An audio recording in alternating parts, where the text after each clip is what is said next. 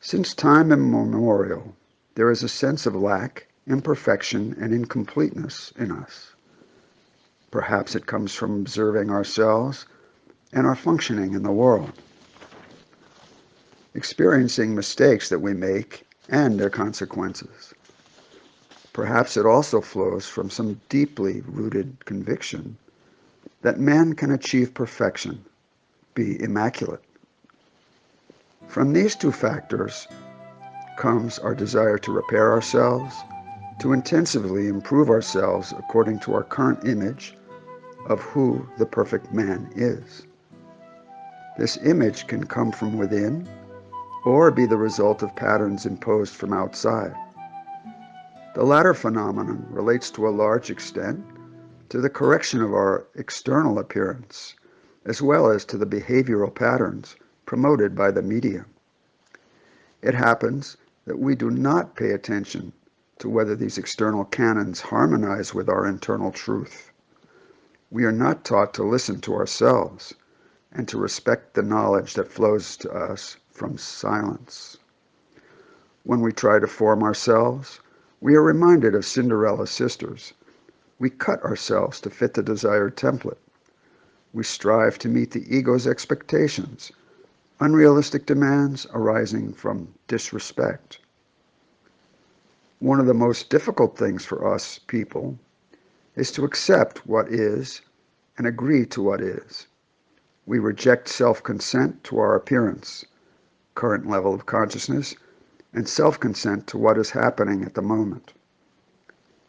From this disagreement flow anxiety, nervousness, a feeling that we still have to run somewhere, improve something, and achieve something, learn, acquire, accumulate something.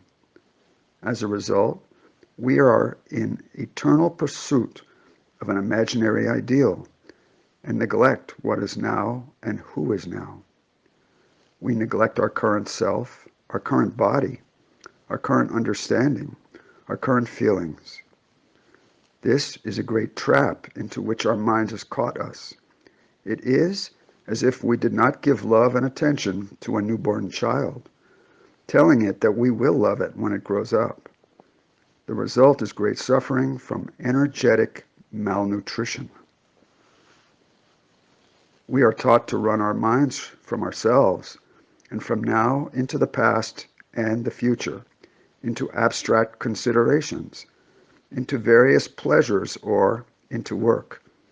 We are not aware of what is closer than our arms and legs, which is God speaking in us, nor are we literally aware of our arms and legs, our body, what is happening in it, what it is trying to communicate to us. Esoteric wisdom says that the spirit of life, the mind, is a creator, and the body is the result. Our bodies are a wonderful gift and tool on the path of self-knowledge.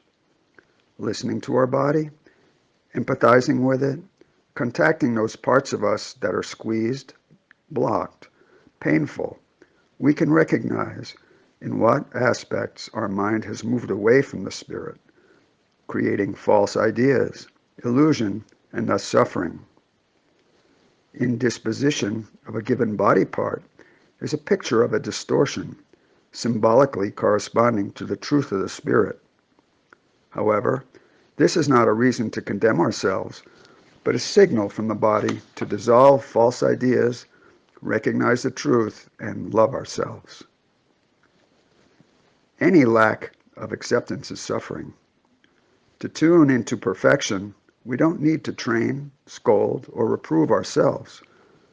We do not need to acquire wisdom from the outside, techniques from the outside, to force and control ourselves. We need to listen to the wisdom of our heart, to the wisdom of the present moment, and the wisdom of our body. We need silence, not ready-made formulas. We need receptivity instead of imposition. And that is why Lao Tzu said, "Those who seek knowledge collect something every day. Those who seek the way let go of something every day." All techniques of working with ourselves invented by other people are their own wealth.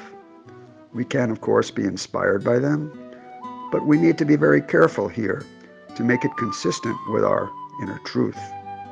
Sometimes we imitate other people. We imitate them, their methods, and we do not see that this imitation is a shadow, a reflection, a copy, instead of the living truth of the present moment. All imitation, repetition of techniques learned in working with ourselves, is drowning out the wisdom of our heart, the living wisdom of now. All worldviews are an attempt to force the inexpressible truth into theory. Eckhart Tolle, in his talks, often points out that when we see or hear a bird, for example, and our mind immediately recognizes that it is a blackbird or a nightingale, we settle for it and close ourselves off to the multi-dimensionality, depth, and truth of this being, and to what is happening right now. We settle for labels instead of tasting reality. What we need to work on is to accept the present moment without objection, to observe the deeper wisdom that emerges from every experience. That is, letting go of something every day, to become empty, free from prejudice. Our body is a great help here, embracing its holiness and wisdom, sensing painful places where we feel discomfort and giving them awareness, attention, and enfolding it with love. We don't need any techniques or commands here. Our inner wisdom will be our guide. Our heart, its ability to feel, connects us with the spirit, and the spirit is the inspiration for the mind. When we follow this lead, we become whole and perfect in the image and likeness of God, not in the image of perfection invented by an egoic mind. The key is the ability to listen to the wisdom of the heart, to the wisdom of the body, to the wisdom of the present moment, and to give everything respect, attention, and acceptance. In other words, love.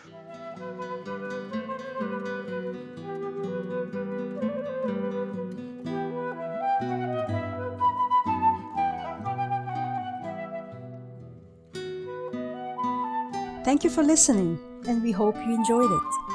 If you wish to support us in reaching more people, like our posts, rate us with 5 stars on iTunes, leave a positive comment where you can, or share our content on your social media.